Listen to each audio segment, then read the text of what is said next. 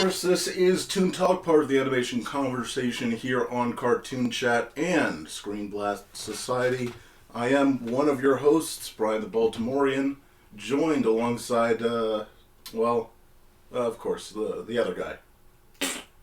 I just can't stop looking at my fucking cat. She's so cute. She's like laying right there. It's literally right. I wish we were like low on time. I would set up a cat cam right now. I just want to set up a cat cam so bad.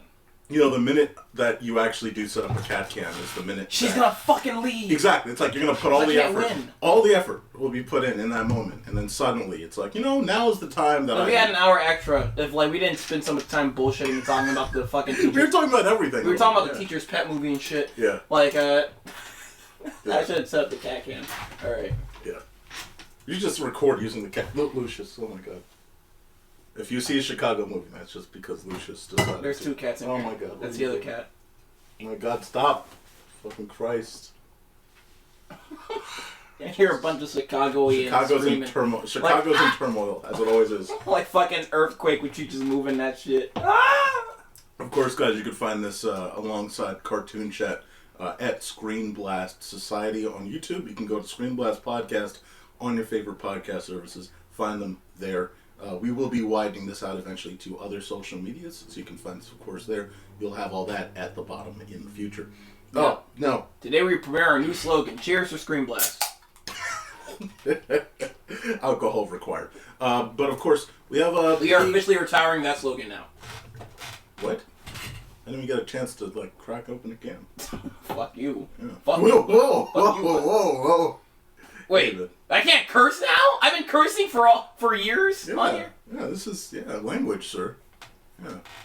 Welcome to the Kids Podcast. Welcome to the Cartoonito Podcast. The Mighty Kids ScreenBlast Podcast. Indeed. ScreenBlast Happy Meal Edition. Today, of course, we'll be talking about Disney had a ton to deliver over at their D23 conference. I mean, it's funny how much bigger D23 has gotten lately. It's like, remember E3 used to be this big. Now it's like D23, obviously, because E3 died. It's like, well, this is a pretty big event. Like, you look at the size of it. It's the name is relevant to fucking something Walt did. I think he opened the park in 23 or it's something. I think didn't Disney literally start in 23? That was 100 years. So I think that's literally okay. Yeah, that's why it's Disney 23. Okay, yeah, it was something to do with their history. Yeah, it kind of doesn't make sense outside of the 100-year anniversary thing, because you would think D2. Maybe it's supposed to be D's nuts 23. Maybe it's supposed to be 1, 2, 3. I don't know. Sorry, guys, we're just spitballing stuff here. But we've had a few big reveals at D23 over the years. But notably, D69, can't wait. Thanks, Mark. But this has been this was quite an event full of stuff. Obviously, if we're talking about stuff outside of animation briefly, we could talk about the fact that you have Tron 3, Tron Eras, getting more information dropped on it. We've been waiting, at least I have, for a new Tron movie. We have now Avatar Fire and Ice. That comes out, I think, next year, if not the year after. So, and obviously more stuff about, the Snow White movie. Just a ton of different stuff that's about to hit theaters. And Disney is, by all means, the juggernaut of the theatrical... of just theaters. I mean, we obviously are going through it with Deadpool Inside Out. It's unmistakable. They're pretty much the main controller of Hollywood right now. They're the ones that will influence trends most of the time. Yep. And when they're done with a trend, they're gonna burn it out, and you'll be left doing nothing. Again, we talked about this before. Warner Brothers, it's like they are making some great cinema, but they are just. They are always kind of second fiddle or third fiddle, to either Disney or Universal. Notably, by the way, I do want to bring this up before we go any further. Not the Acme movie, but the Day the Earth Blew Up has a distributor. It is a small. We talked about this over the phone. Has a small distributor because Warner Brothers wanted to distribute this worldwide. The Day the Earth Blew Up everywhere except in America. I wish I went to an animation film festival. And so seen it by now. Right, and so. This smaller distributor will distribute it. As I was talking to you, Mark, this is not going to be competing with the big name movies, something like Moana or something like Transformers 1 or something that's not the thing here. The thing here is it's going to get a small theatrical run in a few small theaters, and we'll see which ones that come near over us. Here? And so I paid $4,000 for a trip to Germany for nothing. because Warner Brothers is, of course, distributing it there too. Yeah. Like I think like they're streaming it there first. They're the ones that got their fucking trailer first. Yeah. So it's and release date first too. Yeah, the way that they've treated their Looney Tunes properties has been disappointing to say the least. And right after fucking David's like Warner Discovery, gets got in charge. It's like Looney Tunes, fuck it, and everything else. And again, like we talked about before, like he just. I don't know if he has a vendetta against animation specifically, but he sees that the numbers are, hey, this costs a lot of money, we can save some money, and in the process, like we talked about before, if you're sacrificing all these things that are the identity of Warner Brothers, when do you start to lose literally your entire identity? Like if you keep scratching so much of your soul down, how much further do you go when no one has morale, like we talked about last year with the Coyote Acme situation. No one has a morale, and you lost the soul that your content has. Like it's getting near close to that. Obviously, the DC stuff we're going to see starting next year. How long until they pull the plug on that? If they do, if a couple movies don't do as well theatrically as they'd want. So I'm sorry, guys. This was obviously a cartoon chat, but we just wanted to touch on what Warner Brothers was doing too before we step into D23. Did you want to say anything else about the Looney Tunes stuff going on? Not really much. Just not really much. Nothing new I said before, but like I really want to see that movie. Yeah, probably both, but we're not seemingly going to get the Coyote. Oh, we're not. We're unless it's not tax written off yet. It's just shelved. True. That's the annoying thing. Because it's just sitting. It's possible like somebody will buy Warner Bros. Before they completely destroy it, and then like the people that buy it like, hey, let's throw this movie out there on our streaming service or some shit. Right. Because it's probably not going to go to theaters anymore, to be realistic. But like it's hopefully just gets released again. Or like I'm still waiting. Hopefully somebody just leaks it. Somebody goes into their files and just fucking leaks that bad boy. Fuck it. It's so funny because when you think of, we'll talk about it in a different thing, but actually I'll bring it up briefly, but it's funny how much they really, really worked hard to try and scrounge up to make Flash worth it, even though the main actor was trash and they spent like so much money on it, and they still put that thing out. But then when you talk about, this movie, Coyote Acme, and notably just Coyote Acme, obviously we're seeing... They destroyed the Scooby Holiday Special, which is like, it's kind of traditional just to release a Scooby-Doo thing every year, and like usually they're harmless, and they make it seems like they make some money because they keep making them. Right. So they're like, and the Scooby-Doo IP has some relevance, and they're keeping it relevant. Mm-hmm. But like I don't know why they I didn't really care for that Scooby-Doo movie that much, but like it's still like a very relevant IP. I don't know why they scratched that one. Deeply. Let's go ahead and go from one big giant company to another. Again, we're talking D23. That's our main focus on this ToonTalk. And a lot to talk about. Let's start with first things off here. We're going to go from Walt Disney Animation Studios over to Pixar.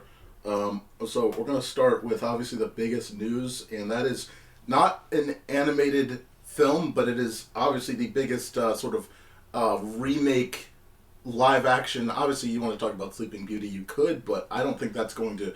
I really don't know how that's going to do financially. I do think that, if I'm seeing everyone's reaction, they're kind of excited. Lilo and Stitch, I don't think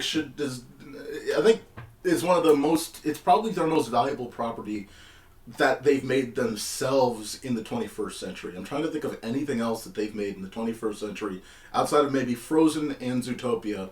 But I think outside of Frozen, Lilo and Stitch might be their most important or most popular 21st century program. That's because it's very popular in like over here, but also it's incredibly popular globally. Yes. Like because like it has multiple other shows. Like this is a very successful franchise because like the reason like I can like look in this and then be fine by looking at it because like it just Lilo and Stitch just had it run. We don't even need any more regular Lilo and Stitch because they had they had the movie, and then they had the spin-off movie, and that spin-off movie went to a spin-off series, and then even after that spin-off series, we got a sequel to the original movie. Like if you don't want that spin-off shit, that Pokemon collect them all kind of shit, they went back to the original, right? And then they ended the spin-off series to a good conclusion. Like it even has Lilo and Stitch just has a clear ending. And then, like, even at that, it still continued in anime form. And then, even after that, like, that got a bunch of episodes. Don't forget the video games. Even though the fucking... What bothers me is there's an English dub to that anime, and it's not officially released. If you want to find... I don't think they dubbed every episode either. If you want to find, like, that anime, period... Right. It's not about... You can't find it through official means. I don't know why they don't release it. That's, like, easy money. Well, especially for an IP like Lilo and Stitch. They'll pay attention to some things and they'll completely ignore others, and you just kind of wonder what's up with that hang-up. Same thing for the Chinese anime. That That's that right. shit still continued. It at the Japanese anime, they had a Chinese anime. So like this IP just like kept going. So it's like live action adaptation. Sure, that's like it's just like it's kind of like Scooby Doo. Like what else? What format haven't we tried yet? And that's how I'm seeing like Lilo and Stitch. So like this is. So, like, you know, they can do this is fine. But, like, I'm looking at this, and I'm like, okay, the design-wise, he's transferred well to realistic CG. So, like, that design looks decent. The animation is pretty janky, but this is just a teaser. Also, we haven't seen him in the live-action environment he's supposed to react with. Right. That and like Stitch, I always assumed Stitch would be easy because he's a cute little furball. I thought he was gonna look a little. I know he's supposed to be this ugly experiment. I thought he was gonna look a little more furry, a little more adorable. I never thought of him as like an ugly Pikachu. I never thought. I know. We see him now in this side by side. I thought that he was always like a cute character, but I guess in the live action translation here, they thought, well, we should make him a little more. Like alien-like, and like I do think that he looks less adorable than I would have thought they would have made him. Like I thought they would try to push for more of a merchandise look, and this doesn't look merchandisable as much as I would have expected. Like it doesn't look like ooh, here's a toy that I definitely would want to give a kid for Christmas. Like it looks fine, but you know what I mean? Like Detective Pikachu. Now Pikachu's made. It's a picture with the open teeth that looks weird, but like that picture. I think the one at the top also looks weird. I think the one on the top looks fine. I think like you can have a plushie made just like that. No, and I'd be fine with it. I'd be creeped out by it. No, I wouldn't be. But that looks fine. I will say the only time I think it looks good is when he's sitting down, like because he has the dog pose. Like they have him rip open the Walt Disney symbol or branding, and then he goes around. Then he like sits down, kind of. Like a dog like scratches his ear, and it's like that's the moment where it's like, oh, that looks a little cute. But outside of that, like I thought, wow, it looks really like because there's not much different here. It's like what they did with like the I'm not comparing the actual movie, but it's like what they did with the Pinocchio, the Pinocchio live action remake, where they just took the 2D design and just made a 3D model and put realistic textures on it, and that's what I see here. It's just like it's the 2D design, but like with like, you know, a 3D model of the 2D design, right? And just like realistic textures. Absolutely. And that's like I kind of had a feeling it would be that way. Just like my main thing is what I'm curious of, like how they're gonna pull off is Gantu, Pleakley, and Jumba. That's what I'm worried about because those can easily look creepy. Stitch is the markable plushie that they have to care about. That there's no way he is going to look anything like original movie Sonic. Because like I was seeing memes like Stitch might look like this, but like no, there's no way Disney will, because Disney has to sell plushies. Again, I just don't think this looks like a cute plushie. I don't know what you're seeing, but like I think it looks fine. I don't think like okay, that's a 2D design. Not you, a kid. If you were 5 or 6 and you just saw that thing, the top picture, and it's just looking at you like that, and you're saying, yeah, I want to buy one. No, this does not look necessarily as merchandisable as I would have thought. No. That's what I'm saying. Like, no, like, come on, man. It's a CG creature. Like, they could have. You're giving a. I thought the same way of freaking Garfield and Scooby Doo when I first saw them, and then I got used to them. Yeah, you get it. Yeah, but like design wise, they're just fine. But like when you first see them, it's like it's fine. Cause same thing with, like when I first saw the CG Yogi Bear, I was like, oh god! And then I got used to it, like, oh no, it's fine. It's just it's a 2D design, but they just made it 3D. But it still looks bad. Huh? I don't think it's pretty mid at best. One thing you mentioned about Lilo and Stitch as a brand, something I didn't even consider, is out of all the brands, whether you talk about like obviously they've gone through, we've seen Disney during the 90s go through that era of direct-to-DVD and all of the spin-off series, but maybe Lilo and Stitch is the one property where it kind of fits to do a live-action adaptation. Like we talked about, Mulan didn't need one, and you talk about Beauty and the Beast, and you talk about Lion King, and all these, like, a lot of them just don't need it whatsoever. There's like, it felt out of place and it loses that style.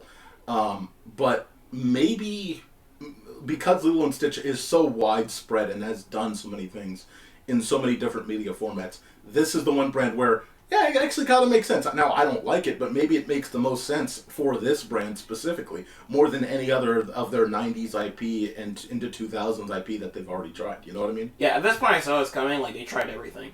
Also, my big thing is, like, wasn't this originally announced as a Disney Plus thing? And they're just like, yeah, let's... Because I was like, why? This is a big IP for them. Why aren't they putting this in the theaters? And, like, I'm actually surprised they had the same thought process, apparently. I'm surprised they moved it up to theaters, I'll be honest. Because I think that they knew that originally people were... Because when they announced this, people were tired of the theatrical remakes. It was like, can we please stop? And so this will be a test next year, because we're going to get also Sleeping Beauty. Like, this is going to be a test again of, can we do this, and will it make money? And if it makes more money, we're going to see another slate of live-action remakes again. You know. Well, a bunch of people have been complaining about they've been proven this make money, or, like, most of the time. Yeah. So it's like, hey, we're just going to keep doing this. If it stops making money, that's when we'll fucking stop. Agreed. And, like, until it stops, that's when we're going forever. Hence this whole, like, fucking D23, just, like... original IPs. What's that? What the hell is original? I will say. So you mentioned last thing. We were talking about, how do they nail the alien creatures? I do think that a lot will rely, and I said this back in 2020 on my YouTube channel when they first announced this. A lot will ride on the actor or the actress that plays Lilo as well, because again, like, it just if that just doesn't feel right to a lot of people. Now, young people, families are going to take their kids to see this, but I think there's a much larger this is a difference between like, we saw Little Mermaid. It was like a $500 million movie, $400 million movie. It made money, or I think it made like $600 million. But it made money, but not like other remakes. It made some, but not all the money it could. I think if the actress feels like, oh, this is a cool fit for Lilo, that nails it. Because again, she's the other half of this movie. She's not the other. She's the soul of Lilo and Stitch. So, like, her acting and how this child actor sort of portrays the character is very critical. Even more so, I think, as critical, I think, as the alien CGI for everything else. Something about all these Disney movies is these Disney live action remakes is they always have to, like, extend the story to, like, make it longer. Like, yes. This is like Leo and Stitch is like an hour and a half. This is gonna be like a 2.5-hour movie. Oh, Jesus. But this is like one of the few where it's like, okay, this can fit into a longer form because you can add more sci-fi shit. There is more. This is why I don't. There is more because there is more like lore, like, because of this is coming after all this spin-offs and shit. Yep. There is more lore in Lilo and Stitch. You can, like, drop and hint, or you can make a part of the story if you want. So it's like, I mean, I'm not excited for it, but, like, I'm just saying this could fit. It could. In a longer form and make more sense. Instead of, like, all their other ones, like, The Lion King did not need to be, like, 2 hours of some change for no fucking reason. Same thing with all these freaking live-action movies. Like, why do they have to be longer? Again, you brought up Lion King. It's like, again, like, you're asking, like, oh, they could tell a little more. I mean, this is where we're getting to the Mufasa territory. It's like, all right, well, we're going to go ahead and branch off on our own. They added that to the fucking other movie and said they want to make a whole other movie, but, like, I mean, yeah. I can't fault them because it's one of the highest grossing animated movies. It's the highest grossing animated movie of all time. So that's it's even if I was executive of Disney, I would be like, yeah, make a fucking sequel. If I say no to that, I would be stupid. Exactly. I'd be like, these dummies actually watched it. Go ahead. Yeah, fine. Lilo and Stitch Summer 2025 next year. Let's go to the next. The next one was more about Zootopia 2. I think this is, like, the most, like, exciting announcement. This is, like, this is the announcement I've seen the most excitement for, period. Like a lot of people are like posting about this, like mainly like the furry community that are very excited about this. It's like this is the most loudest like excitement I've heard out of D23. So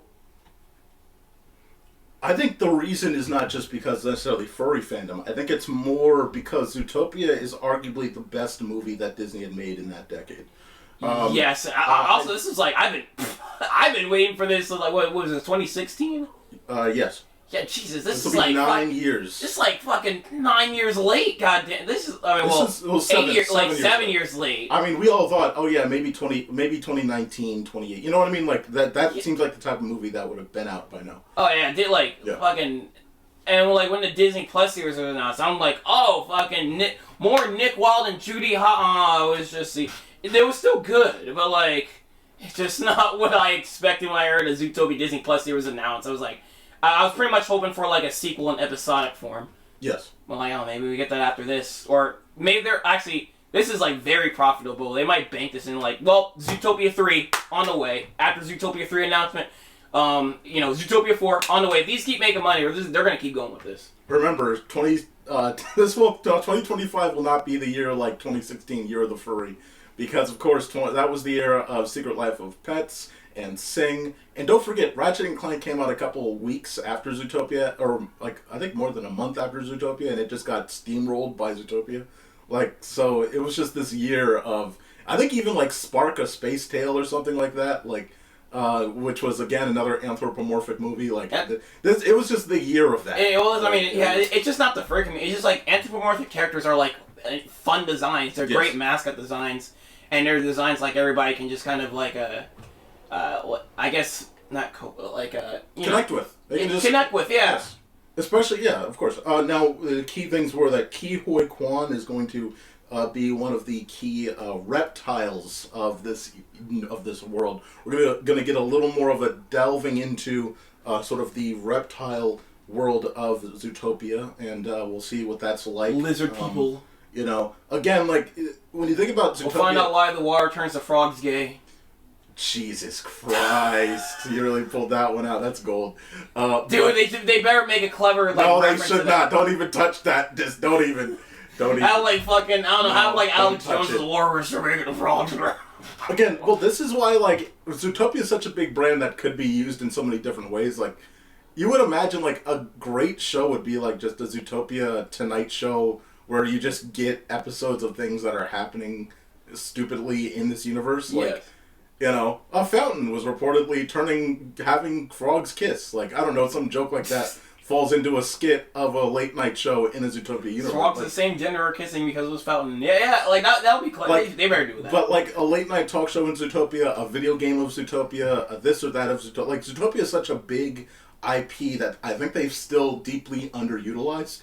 And it's crazy that now 9 years later, coming up on 9 years later, will be the release date of this movie. Yeah. It is wild that it's taken this long to get a second Zootopia movie. Like the reason this one they're basing on is because like it's not this IP is just like popular amongst like its community. It's just like it's like has worldwide appeal. It has a massive worldwide appeal, even to the point where like I think Disney Shanghai or Tokyo Disney they have like a whole attraction for Zootopia, and we don't even have one yet. Jesus Christ. Which we should. They should just port it over here. To be honest, absolutely embarrassing because, I mean, again... It's a fun-looking attraction, too. God, I wish I want to go to Tokyo now. Disney is in America. You would think that they would also prioritize getting stuff built here, but I don't know what they're... Well, they're lazy, because that Tron attraction we just got over at Disney World, that was that's reused from, that was reused design from one of the international Disney Worlds, because they're not trying to spend money on designing a new track. Even though the park profits are up or down? In America, the stocks are going down. Down, okay. Yeah, they're constantly struggling. Well, that's just because again, the stuff is cheap. But again, the stuff is cheap, looks cheap, and so people aren't going. So makes sense. I think their cruise line is still profitable. Make sure no one in your family dies because if you signed up for Disney Plus, you kind of signed a waiver. Oh my god! Most saltiest story I've heard this week. I fucking hate Disney. So I used to simp from them so much as a kid. But yeah, Zootopia 2, and again, I hope, again, we talk about, like, Disney wasting IP potential, Zootopia. IP. Like, Zootopia should be as big as something like Lilo and Stitch by now. You would think it is. No, but I mean in terms of what they're doing with it. They're not doing it, like, we talk about, again, like, you talk about 2000s Lilo and Stitch. You talk about how far that brand was taken, whether we're talking about video games, books, manga, graphic novels, stories, adventures, spin-off shows, this and that. Like, Zootopia has been very underutilized as a brand, and so because I think they were in the middle of a freaking lawsuit. They were, but by now we should have gotten something else. When did it end, though? That was before COVID, because we were talking about that in 2017, 2018. Okay. Yeah. I guess they're just surprising. They're late getting to it. By the way, this is like, did you see like the videos of the announcements for this? Because like this is like one of their funnest announcements. Because like they're having so much fun with animal puns. Cause, all the Deadpool and they changed the Z23. Yes. And like Nick Wilde got like bumped with the logo with the transition. He was like, Bob Tiger wouldn't approve of this. And I was like, okay, they're corny, but they're just having so much fun with the animal puns. And again, those are just more things that would be great if you were to use this IP for just making more jokes. It's like Cars, but in a positive way, where it's like, you could use this in a positive, not a negative. All right, Zootopia 2 coming out November, literally coming out in almost a year from now. So, awesome. Here we go. Woo-hoo! All right, here's here's another big one. Frozen 3. Now, here's the thing. Bob Iger already... Damn! I thought that was 2026! No. Shit! So, here's the thing. Frozen 3, now concept art and the announcement of the release year was here, so it's coming in 27. Now, here's the concept art. People are noticing, like, the concept art is very generic, basically. It's like, they're walking, horses, okay, that's what they normally are doing. No one's really paying attention to the guy in the bottom right corner that has like some sort of weapon. I don't know what that's about, but I'm curious what that's about. Obviously, here's the thing. They need to really I just need them to write something better this time. That's Elmer Fudd from the fucking opera cartoon. Kill the wabbit, kill the wabbit. There you go. But I just need them to write something better. Frozen 2 had, you think about the 5-year gap or 6-year gap between Frozen 1 and 2 and what Frozen 2 ended up being, and hearing about how fast they were pushing development and, like how bad the story ended up being. Or not, it wasn't terrible, but it was clearly rushed. We just liked it better than Frozen 1. I did. Now, again, I've talked about this for several times. It was the overload. It was the overloading of the marketing push, of the constant advertising of the songs and everything. Upon further review, I'm sure Frozen 1 is definitely better. Sure, okay. But, again, I liked what Frozen 2 was trying to do but didn't do. And a lot of that probably comes down to headcanon and perspective. But, again... Personally, I wasn't a big fan of the second one. And again, I think it's not a great movie. I just think that, again, but I don't think... so that's my inconsistency with Frozen 1 and 2. I really do like Frozen 1, though. Fair. My first exposure to Frozen was... I was trying to have a good day. I just wanted to see Coco. I wanted to see Pixar's fucking skeleton movie. And then Olaf Frozen Adventure comes on, and I was like, fine, I'll watch this. It's just a 5-minute short, like every other short. It goes on for 22 minutes, and the short is shit. Yes. Fuck Olaf. I hate it. I fucking hate Olaf. That's the worst Frozen... I've seen all of Frozen media by now, and that's the worst of it. Frozen Fevers is a good short. Frozen 1, fantastic movie. Right. Frozen 2, okay. Olaf Frozen Adventure can go fuck itself. Jesus. Thanks, man. Now, here's the thing. Bob Iger did bring up Frozen 3 and 4 in November of 2023. He did say, things that are down the pipeline, Frozen 3, but he also said 4. Now, they didn't announce 4 here, but 4 is obviously going to be, the amount of money that Frozen as an IP makes, I think there are some properties that I think, I talked about earlier, Zootopia deserves to be everywhere.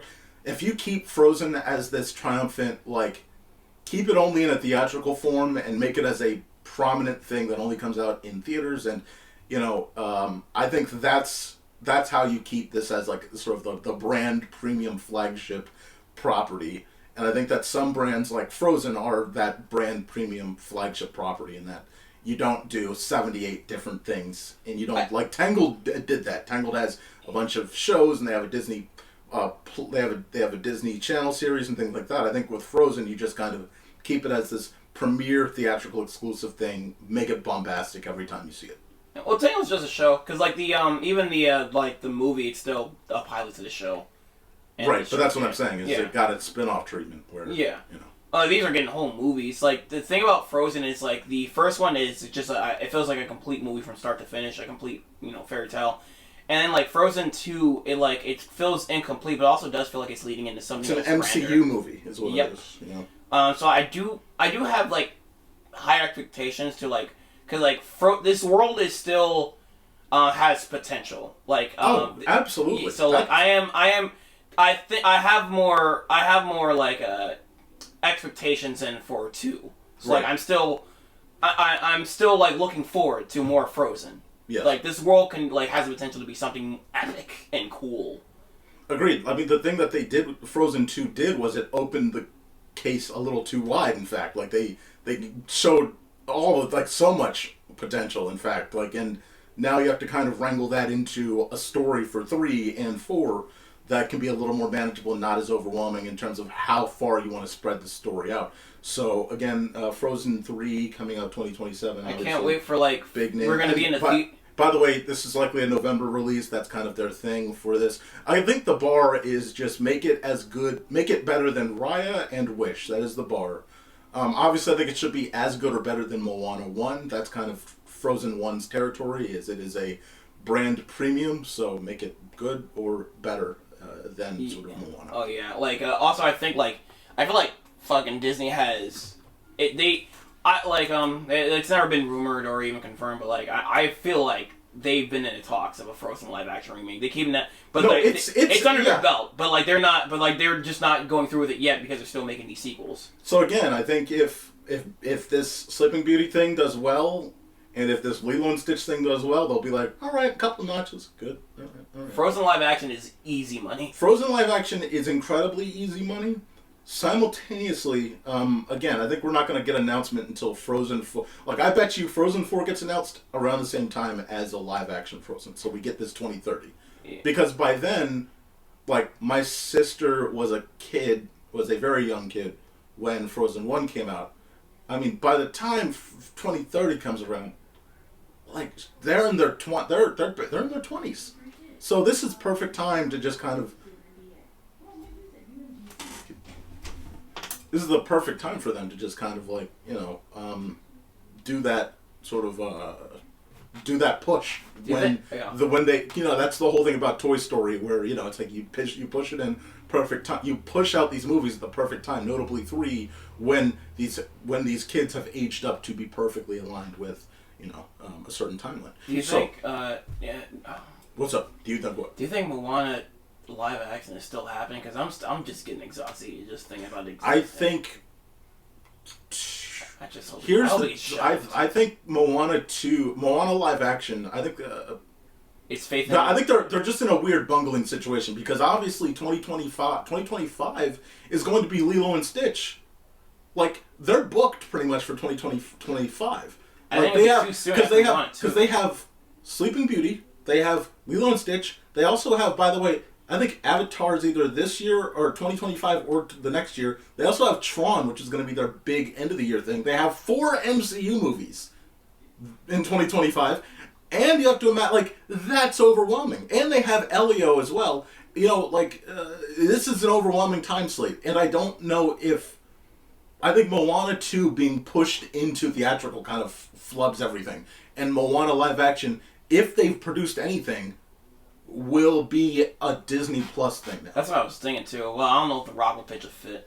I mean, The Rock is just kind of losing that appeal, that sort of worldwide appeal. Like, he's still popular, but he's not what he was 5 years ago. Yeah, because I know he'll try to take charge, but it's like, will people let him take charge? Because he was bitching around fucking DC, the DC team, like when they were making Black Adam. Like, nope, I want this. Do not touch Shazam and me. I don't care if Black Adam is a core entity of Shazam. I do not want to be near that movie. And again, I think he had the right to do that in a chaotic DC. I don't think he had the right to do that in a sort of well-meaning Disney direction. I think Disney's kind of in a different space than they were 3 years ago, 2 years ago, when they greenlit this idea, and maybe now they're starting to sort of repel back at that. All right, next thing. Let's keep it moving. Next thing, we're starting to get into the Pixar section. This is the long delayed, long awaited Elio coming out middle of 2025. Now, just a couple updates that we have here. It's now going to be directed by Domi Shai, who directed Turning Red, and Madeline Sharifian, who actually made the short, or directed the short, Pixar short Burrow. This was originally, by the way, directed by Adrian Molina, who was co-director of Coco, but now it's going to be those two, or has been those two on the team when they did that whole restructuring in the middle of last year when they started to move everything around. Zoe Saldana is replacing American Ferrera as Elio's aunt, which we see, by the way, in the teaser, the sort of commanding officer in that military base. We see her in that first teaser. So Saldana will be replacing that Ferrera to voice act that. And the movie, again, comes out June 13th, 2025. Again, for those that don't remember, this film follows an 11-year-old boy who becomes intergalactic ambassador of Earth. I think that these two movies, Lilo and Stitch and this coming out at the same time, not the best idea. They're connected, that's why. It's very, like, a little... By the end credits, he's like, what's happened? It's a black hole. We're going inside it. Whoa. I'm in the real world. Misa a la cuista. New cousin. But again, I do think that this is a little bit of a... this might be a sacrifice movie, I'll be honest with you. Like, I do think... Now, here's the thing. They've done a lot of work, because that first teaser, I thought, wow, this movie... It could be interesting, but I thought this doesn't feel, to me, it doesn't appeal. Like, because again, we talked about this. The comp literally is Lilo and Stitch, but in reverse. And like, we're about to get Lilo and Stitch again. Like, so I don't think, I think this is a weird movie to come out right smack dab within the summer 3-month timeline. Very weird. What's up? Oh yeah, well, I just wanted to clap my hands, but like, you said smack dab. I felt like doing this, but like, go ahead, no, go. Oh Jesus, coming out fucking next year. That's what I'm saying. So it's much later, Jesus. No, because they already pushed it into next year, because they pushed it. It was last year, then they pushed it to next year. So like, but that's the thing. So that's the thing. I haven't seen the newer footage if it's out there. I mean, from the teaser, it's like it looks fine. It doesn't look horrendous. No. It just looks like okay. My expectation is by the lowest it can be is like a C- in a theater. Like right. it looks like a fine C. It looks like a fun time C- movie. It could be. I mean, there is a potential to be something greater there, because there's the possibilities are endless when you are dealing with like space sci-fi, like shit. You can do a lot of creative shit with that with space sci-fi. So I love me some space sci-fi. Give me endless space sci-fi, but not too much, because I get tired of that shit easily. Yeah. I just contradicted what I just said, but fuck it. Again, give me more space sci-fi. Again, I think I like this idea. I think I like the idea, but again, it's just how close you're putting this thing to a movie that it's clearly going to be stylized like. Like, you know, you're going into this mothership thing with a bunch of aliens, and you're going to be the odd one out this time. Meanwhile, Stitch is going to Earth as the odd one out after being around a bunch of It's, again, the story probably will be different. And they're working really hard. Clearly, they changed directors. They're working on things to try and make this better. And I like that, because, again, upon first impression, a lot of people were like, are you serious? So I'm curious to see what this turns out to be, but I think that it is a not grand idea to put this next to Lilo and Stitch. Yes. Like, that is a sacrifice that is not a good idea. Let alone, never mind. I don't know what other... Bad Guys is probably the closest competitor we'll have, and I think that's in May. If not. You're going up against another anthropomorphic movie? Fuck you. Well, then again, wait. Donkey Kong's coming out next year, too, right? That's another one, isn't it? We got shit for that. We haven't. But that movie's fucking delayed. We ain't got shit. When did we get the trailer to the Super Mario? I don't remember. That was close, wasn't it? That was like late year. It was really late. Alright, I'm sorry. I don't even have the designs or anything. Let's keep it moving.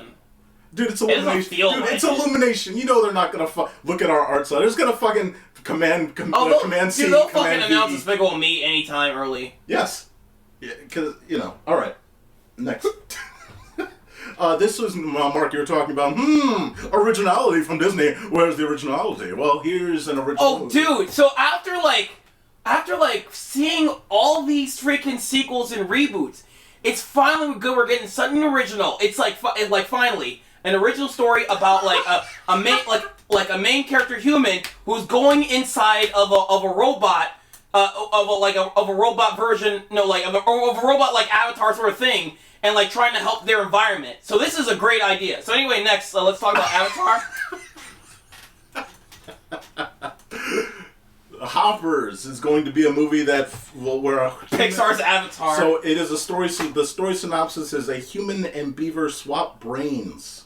Yes, and it's going to help, and one will help an environment. Is that what they? Because what I got from it was she's in a robotic beaver. They don't swap brains. It's more of like she's in some sort of Because did you see like the clip for it? Because it's like stiff and dead. It's a robot. Right. So So. Hey man, all I'll say is this: look, Bobby Moynihan from SNL, he voices the Beaver, and the young woman character is voiced by Piper Curda. Comes out in spring 26. Again, look, is this the thing that they sold this on is like, look, it's gonna have the Pixar flair, all right? We're gonna have some Pixar personality. Again. I'm not against I'm curious how they make this special. That's the whole thing about the Pixar effect is what do they do to make a story that's somewhat seen around already, make it a little special. It's just hit and miss. I don't see it, but we will see it obviously come scarily almost a year and 9 months from now. Because if it's not special, it's just like it's a good time. It's a decent time because. I mean, I honestly don't think Luca's that special, but like it was still a good time. Luca was a great time. It just was kind of standard. Yeah, it was standard. But like Pixar doesn't have that same effect anymore. The entire oldie team is not all together. Hey man, Inside Out 2 changed their minds. What are you talking about? Yeah, they get some hits and misses. They do have hits and misses, absolutely. Or like hits and almost hits, hits and fouls maybe. Because fouls aren't entirely missed. Also, Eternals. The wrong direction. I mean, the Elementals changed my mind. That was good too. It was alright. Also, Coco was great. I mean, not Coco. That was fucking great. Yeah. And also, Soul was great. Mark, what are you talking about? Well, Olaf's Frozen Adventure came before it, and that wasn't that kind of ruined my experience with Coco. So that's Coco's fault. I'm sorry. I'm gonna blame Coco for Olaf's Frozen. Yeah, Soul also was great. So I'm gonna blame Soul for Olaf's Frozen Adventure too. You might as well, because we all died inside at some point. But Lightyear. I love that movie. Lightyear was fantastic. Good. Keep that energy because we're going to be talking about Toy Story later. Next up... Let's talk... You talk... Say something good about Lightyear now. So, okay, by the way, we were talking about this off camera. I'm just kidding. I hate Lightyear. Lightyear sucks. So this movie comes out 26. We talked about this off camera. Spider-Verse probably isn't coming in 25. We haven't gotten anything about it yet. Movie's dead. It's canceled. If it's not... It's a tax write-off. If it's not... Mark, if you jinxed that, I will literally come back and just beat you with a sledgehammer. If it says, Sony out of the blue announces tax write-off for Spider-Verse 3, that's Mark's fault. That's Mark's fault. But legitimately, I think... We tax write-off Spider-Man 3 so we can have enough money to make Venom 4. We're going to do a Venom live-action adaptation where he's no longer CGI, he's a puppet. It's then the Venom Muppet adaptation. Yeah. I'd pay for that. I know you would pay for that. I'll go see it twice. But, this is a 26 movie. Spider-Verse could be a 26 movie. We don't know what the future looks like very much for 26. Obviously, I can't recall if Avatar is 25 or 26, but that could be 26. I think their Star Wars movie is 26 or 27. that Mandalorian stupid adventure. Careless, no one cares about movie. Mando. But like, okay, so yeah, Hoppers. I like the key concept art. I wish the movie I wish the movie would look more like that. It's just like it's Pixar. Are we getting to the timeline where we want Pixar to start making traditional animation? I want Pixar to start looking more like Spider-Verse and Mutants Mayhem, please. This is like it is so funny that like if I didn't see the clip, I would have thought I would have been skeptical if it looked like this or not. But I ever saw the clip, it was just like it looks. Yeah, like, it looks like Luca again, but like hopefully the expressions do like the. I don't think expressions look good in Luca. No. I'm talking about Hoppers. I'm hoping the expressions are as good as that concept art because I like the expressions. Like on bad that guys, overly exaggerated. Yeah, but from that concept art, I like the expressions on that concept art. I just like I hope the art style of the movie gets that good. Cause Luca was very good with the expressions. It was it was very I don't like using Cal Arts, but that's my only reference. But like it very much like kind of like adapted Cal Arts well into like a 3D style. Right. And I like Cal Arts style, so. Sure. All right. I wanted to save the best for last. We still have time, so we're going to talk about obviously this big one, Incredibles. Brad Bird has announced the only thing we know about Brad Bird needs more money. Brad Bird is returning for Incredibles. For more money. And I will be honest with you. I think that's disappointing. I'm going to be honest. Incredibles needs a brand new direction. After 2, and the way that the direction he took 2, I was incredibly disappointed. I thought that it was a fine movie, but it definitely was a severe letdown for an Incredibles sequel that took, I believe, 14 years. Brad Bird said he wouldn't do Incredibles. Right, it took 14 years, and like you were about to say, yeah, he said he wasn't going to do it until he thought that he had a story worth telling, and that story was not worth telling. It was bullshit. It was atrocious. So, like, it wasn't atrocious, but it was haphazard, and it could have been significantly better, especially for something like Incredibles, which obviously is still to this day arguably the best thing that Pixar has ever made, outside of Finding Nemo. That guy will tell you. But again, like, I think, for a third movie, like, I think you need fresh blood. I do think that the best ideas come when you have other people jump in to something that they love. You know what I mean? Like, we've seen so many IP. There are kids that have grown up with Incredibles like us that are now at the director's age that would probably make a very fascinating Incredibles third movie that would care about the family a little more and have different perspectives and reference points to reach from. And I think that Brad Bird, unless he's actually reaching out to other people to get other story ideas, and Disney's open to those other story ideas, we may fall back into another situation of 2. So fresh blood to me would be where I'd like to see them go, and I'm not necessarily. We all knew that Incredibles 3 was coming after they talked about earlier this year Pixar's going to be on the sequel machine, but I mean, it's like, all right, Incredibles 3, let's see what you got. I'll be there day one, so whatever. I don't mean to. Yeah, I don't mean to go off subject, but I thought like my roommate started the vacuum cleaner. That was her computer for a second.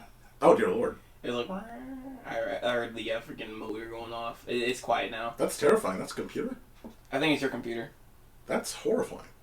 Holy crap! But I'd be way more excited, way more excited. But like Incredibles Disney Plus series would now see like we talked about this. Incredibles series would be great. No. Fuck you. We talked about this. Shut the fuck up. God. You are stupid. We really talked about this.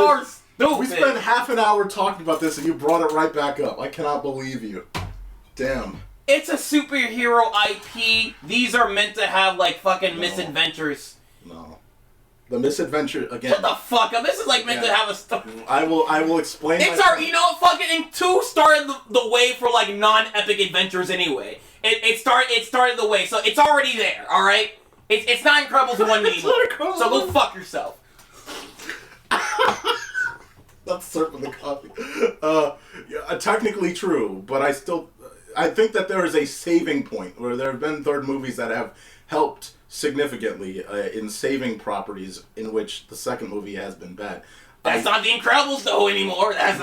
We don't know if the third movie, but I know, but like again, my point with when we reviewed the Incredibles was that Incredibles is such a grand property for Pixar that you should keep it. Kind of like I said with Frozen just now. It should be that exclusively theatrical, bombastic movie that only gets theater appeal because it is such a high-quality property. But I do agree with you, now that Incredibles 2 came out and it completely derailed how well executed the first movie was. Like, I agree with you. Like, a Disney Plus series, whatever the fuck, like, fine, go for it. Because it doesn't matter anymore. Like, you guys screwed up the second movie. It was a waste of time. It was magical in key moments, and then it wasted everything else. So, this third movie, I just need a better story told. The same thing I said before about Frozen 2, going to 3, like, same deal. Like, that end of the 2010s, where Disney was just pumping out garbage of sequels. Finding Dory was a waste of potential. Incredibles 2 was a waste of potential. Frozen 2 was a waste of potential. They made money. All of them made money. But in storytelling, they were wastes. And that's where I need them to fix it. My hope for the Incredibles 3 is, like, for the story is, I just want an actual time skip. They are superheroes. I can already imagine they already had other adventures as superheroing. I just need, like, I can already make that headcanon normally. Jack I do make money. I do that for, like, every superhero thing. So, like, you can just time skip and then, like, give me a epic adventure, because what I didn't like about 2 is that it continued right where the original left off, where it's like, I did not see, like, the Underminer. I did not see that as a cliffhanger. I saw that as a here we go again ending. That's why I like that ending. Yep. And what I didn't like about the first one I started, it's like, right back to the Underminer, and they lose! So, now that when I rewatch the first one, I see, oh, the Underminer. They're gonna fucking lose that battle. The worst way that you can start Incredibles 2 is to, put all of the weight of the beautiful ending of the first movie and just derail it entirely. And that's what they did. So, but we'll do an Incredibles 2 podcast eventually, because we did one on Incredibles. Thankfully, so we did we're midway through doing the Cars trilogy. So thank God we're done. We've already done one Incredibles and we only have to do 2. So good. By the way, we technically already have an Incredibles 2 cartoon chat from when it came out, way back. You can check out whatever the hell we said. I don't remember. But we technically don't have to do it. We don't have to do another one. We technically don't even have to do another one, but we'll probably have to, just to recall what the fuck we thought. So, so if we're gonna go with the trending Incredibles 2, because the Incredibles 2 ended with, like, a fucking vehicle with, like, gun shooting out. I don't remember what the fuck. I do. Please tell me. And a vehicle with gun shooting out, and it drives off. And, like, the Incredibles team look at each other like, we're gonna go after them. So the third one gonna open up. They're going after that, like, vehicle with, like, people shooting out the guns. And, like, I don't know, fucking Bob gets shot. And he's like, ah! Fuck! Ah! And then he goes to the hospital or some shit. Yeah. And, like, that's how the third one opens up. Like I said, they lose that balance. They zoom in on the gunshot and then they show the logo spin.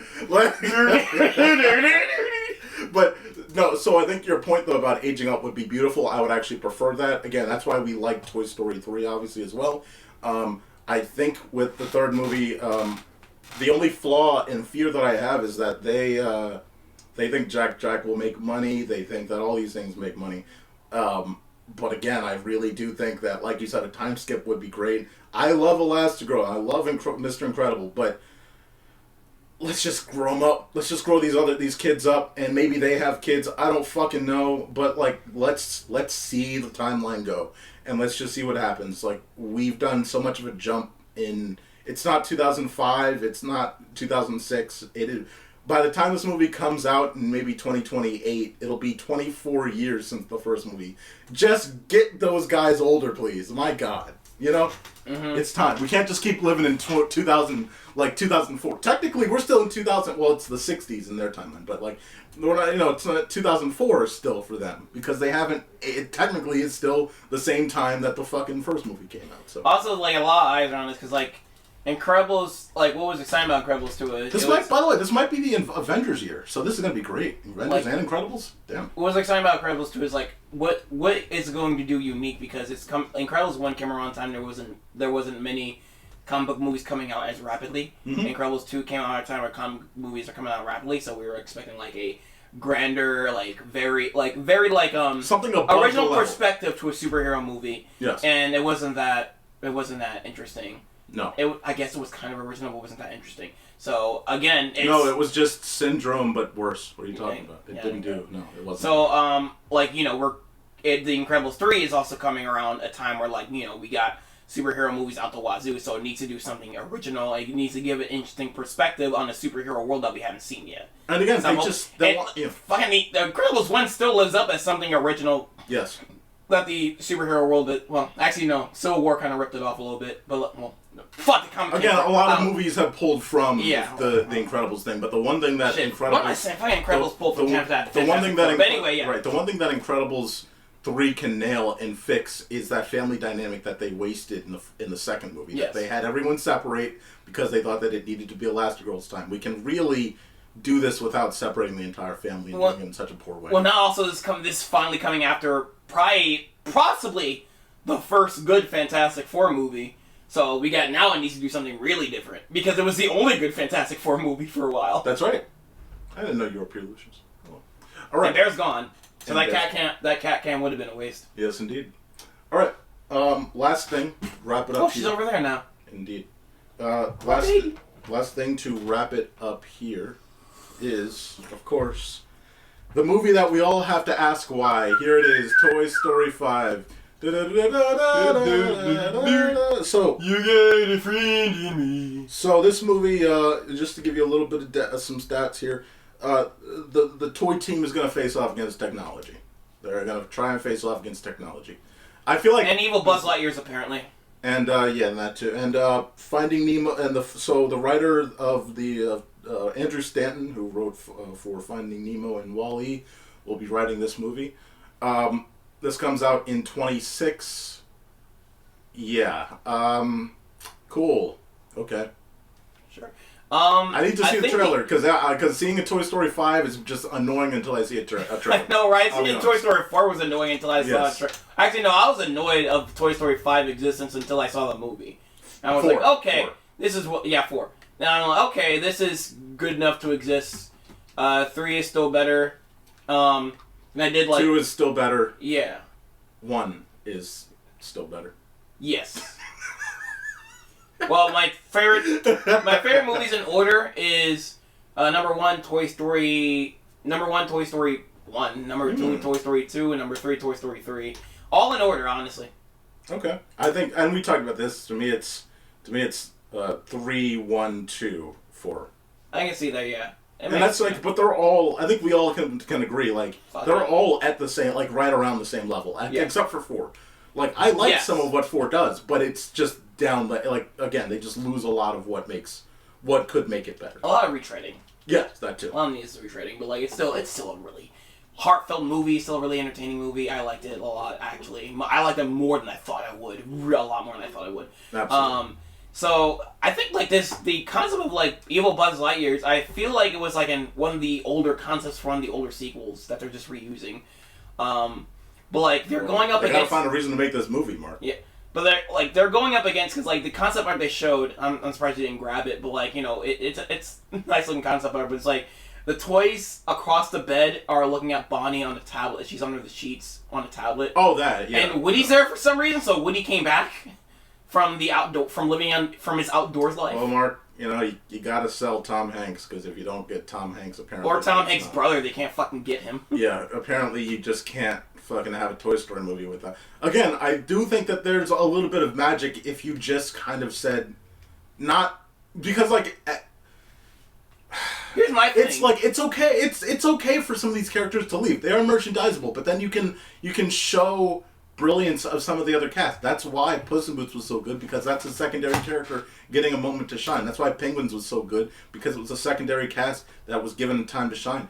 You can have some of these ensemble characters shine, and it doesn't have to be Buzz and Woody all the fucking time. That's fine. Yeah, well, maybe bring it back to Jessie or someone. It doesn't have to be a Woody-centric movie. And I'm surprised that, especially now, that they went back to the well but did it in that way, instead of saying we can use some of our other characters and really shine brighter. Well, yeah, and Toy Story World, as we've seen from the other movies, is a big world with it's still its own unique set of rules. So you can just focus on like a whole completely different cast of toys and a whole completely different child. Yep. And it would still be Toy Story. Yep. You just have to have the feeling. You just have to have that score. And it's like, yeah, it'll still be Toy Story and still be on par with the other one. So like, we're still going to, like they need to sell. They need to sell merchandise. So, well, they, you know, bring the old cast of characters back. So they're going up against like technology. So like this is.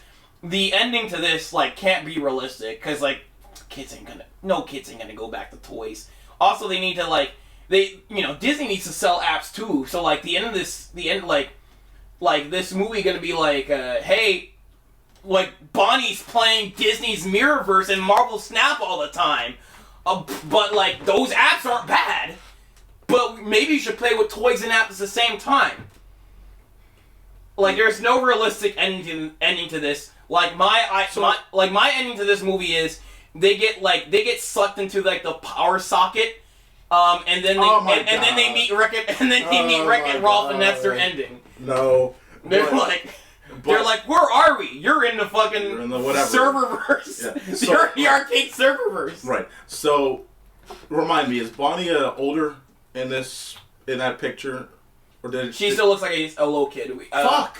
It's like again, she could be older though. But, like, that's just concept art. And maybe Woody isn't, like, maybe Woody has a reason to be there. Like, maybe he's not there in the beginning. So, they need him back. Yeah, it is just concept art. You gotta get the cowboy back, maybe. Who knows? But, Bear, please stop fucking up things. Look, I think it would have been smart to maybe, like, because they're doing this thing over the past 3 to 4 years of focusing on the young adolescent.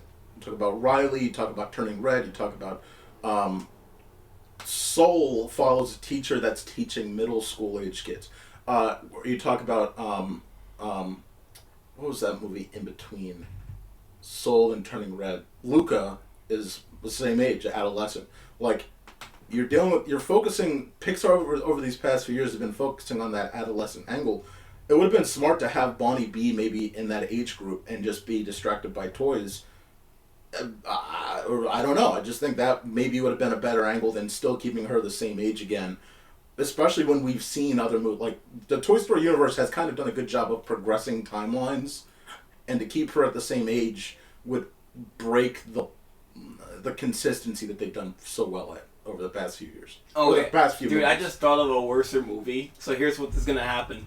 The movie Lightyear, it's like the movie starts with, like, we go into the world of Lightyear. Mm-hmm. And it's like a sequel to Lightyear just kind of playing, and then like it zooms out and then you get the Toys story, and then like it's like fucking Scranton Ice Age. Like the B plot is Lightyear. After every scene of the Toys, it like zoom into the TV, and then we go back to the Lightyear world. Right. Mark, that sounds atrocious. Yeah, no. Sounds like something they could do. Sounds like something that they would do if Lightyear made $1 billion. That's something they would do, guaranteed. We gotta reference this IP that made money, and it's related to Toy Story. Oh, we have to. It's the first movie Andy saw.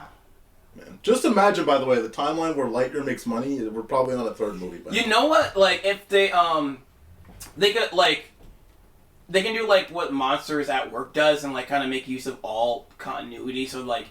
Maybe go with that Lightyear subplot. Maybe they can actually reference the Lightyear movie, and actually probably have toys of just have Chris Evans voice one of them. I don't know. Yeah. No, for real though, and like probably have that cat show up as a toy.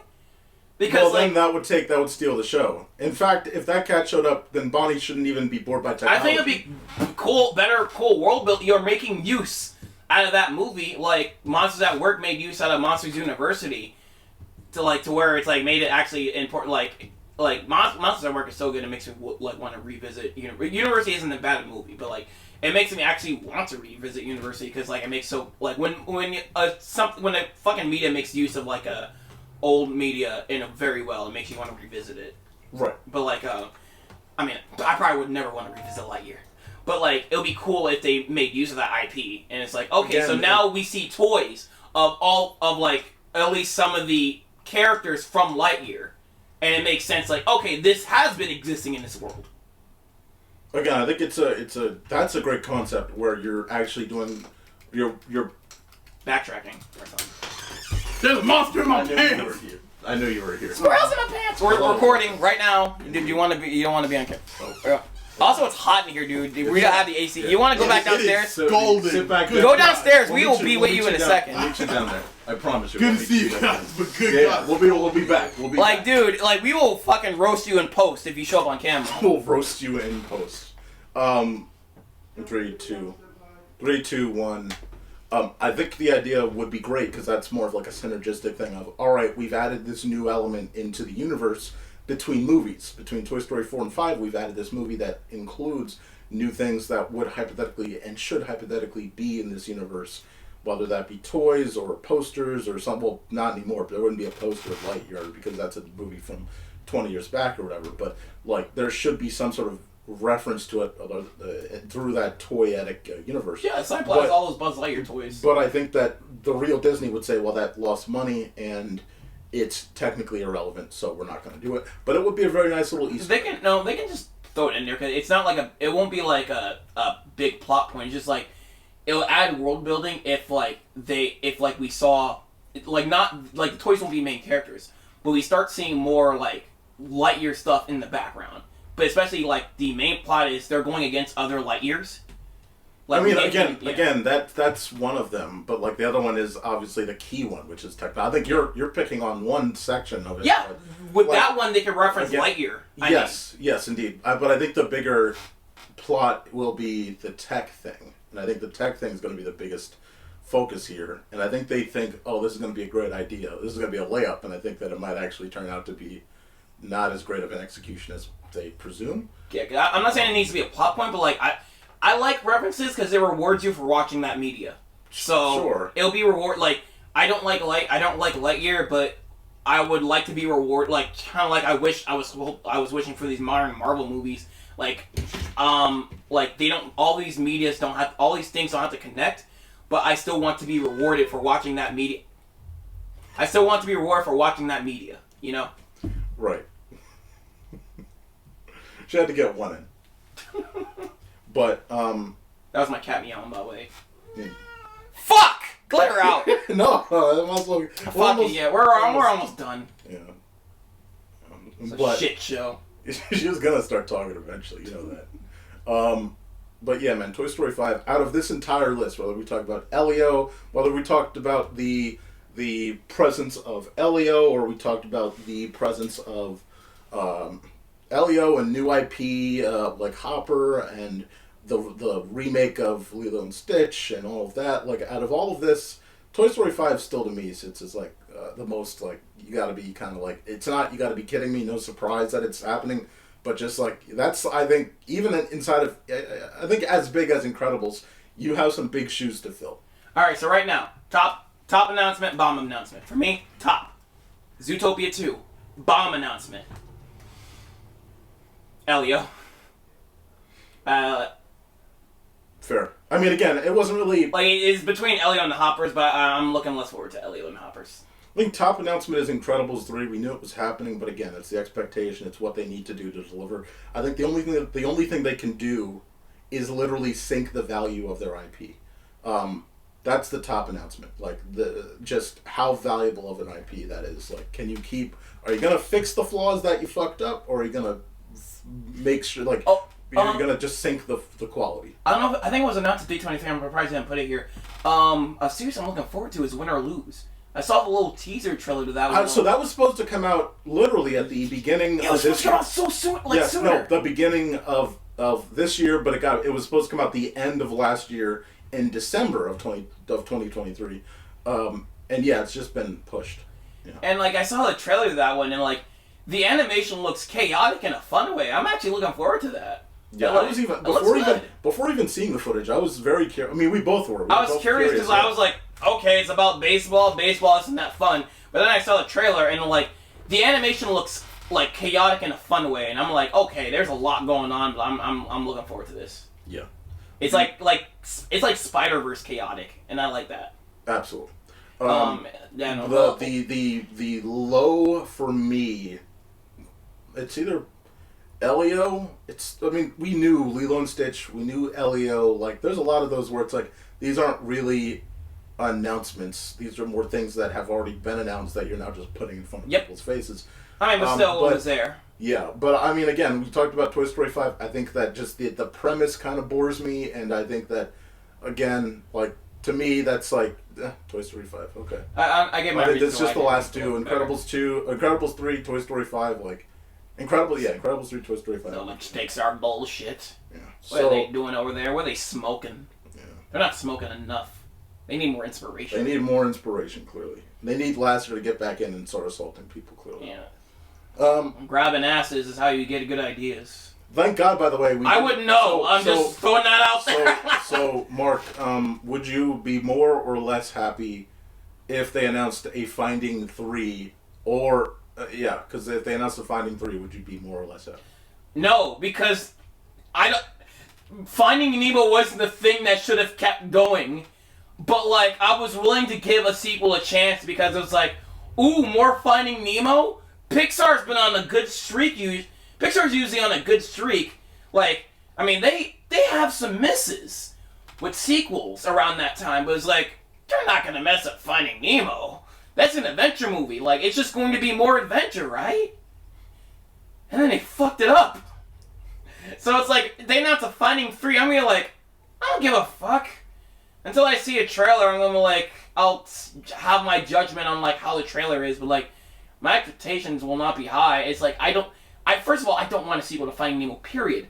Second of all, it's like, my expectations are low because of Finding Dory. That was such a mediocre film. Aggressively mediocre. Yeah. I did not like it. Fuck. Also, positive, we did not get a Cars anything, thank God. Yes. So, like, I know. I think, Cars 5 was in the talks, anyway. Yes. So, 4 was in the talks. 4 was in the talks anyway. Don't go too fast. And technically, we did get a sequel recently. Cars Road Trip on Disney Plus, was what, fucking 2 years ago? Yes. Yeah. Yes, indeed. So, I mean, all those episodes together is almost a fucking sequel. Sure. It takes place after 3. That's the sequel we need. There you go. That's it. Yep. I'm good. If this is not cartoons, but like another reason I'm pissed at Disney is because there's been talks that like they're trying to add more to Disney World, and to do that they're going to have to bulldoze some attractions, and one of the attractions they're talking about like demolishing is the fucking Muppets Theater, which is Jim Henson's legacy. It was one of the last things he worked on, and everyone is fucking pissed at Disney. And they, like, because like their stocks, they make an announcement, like usually when they make announcements to like adding new Disney World shit, excitement. Stocks go up. Stocks were not going up after the most recent announcement. So, I mean, they gotta rethink that, like, because if they destroy Jim Henson's legacy, they're gonna destroy a lot of people's faith in them. Because like, I'm sorry, but that Muppets Theater is great, and also it will be incredibly disrespectful if they just like destroy that, because they already demolished the one at fuck you, stop laughing. They already fucking demolished the one at Disneyland. It was like, all right, we still got the one at Disney World. I'm just gonna be honest with you. All of you that are now, I would be very sad, but I've been through this already with seeing the Nick Animation Studio close down. So now this is a bigger deal. That wasn't anyone's legacy. This is Jim Henson's legacy, and that's significantly more important to me as well. It's like pissing on his grave, Disney no stranger. But I swear to you, they don't give a fuck. Like They're no strangers pissing on graves. I can just see Bob Iger, like, imagine he's like in the actual like Magic Kingdom castle, and like he's at the top floor, and he's like, all right, where are we building this? Like just like Emperor's New Groove. Where are we building this? Over there. What's in the way? A very important studio for the Muppets and Jim Henson. Destroy it. Like that's like. No, I imagine Bob Iger like, okay, we need to build a new Disney parks in some other location. Yeah. How about there? And that location is a cemetery that's still very like, people are still digging up. No, it's fresh. No, people are still having funerals over there. It's fresh. And like in the middle of the funeral, like people was like, we are here today to gather around. All right, bring in like destruction. All right, move this fucking. Oh, where's his body? Ew! Move this body already. Yeah. Get these bodies out of here. Throw them in the fire. All right, put the new castle over here. What do people still? Who's this honor of? Me? It's not me. Get out of here. Until we start construction all of these cemetery plots will have Mickey Mouse ears. Yeah. We will prepare ourselves. Yeah. If you want to honor your family's death, it will cost you. You have to buy Disney World tickets.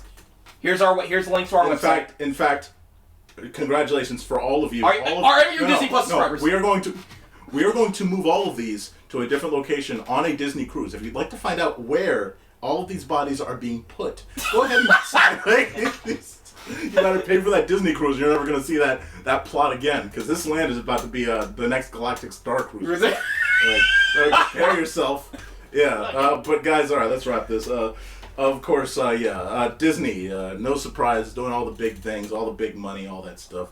Of course, this is ToonTalk, the animation conversation, part of CartoonChat over at ScreenBlast Podcast. You can find ScreenBlast Podcast at your favorite podcast service. You can find it at YouTube you can find it on YouTube at ScreenBlast Society. And you can find Mark, where can they find you? K9 Biscuits, that's K9BSKTS.com. I'm going to make videos one day.